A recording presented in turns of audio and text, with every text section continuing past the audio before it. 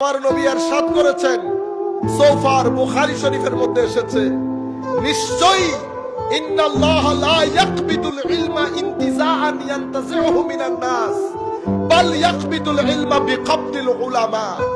আমার আল্লাহ বড় বড় আলেমদেরকে মৃত্যু দিয়ে জমিন থেকে উপকারী জ্ঞান তুলে ফেলবে। মাদ্রাসা থেকে যাবে, খানেকা থাকবে, গুগল থাকবে, লাইব্রেরি থাকবে, সবকিছু থেকে যাবে, কিন্তু সমাজ থেকে উপকারী জ্ঞান উঠে যাবে। কি হবে শেষ পর্যন্ত?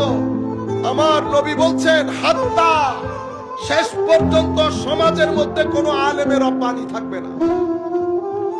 আমাদের মতো জাহেলরা যার যা মন চায় বলবে।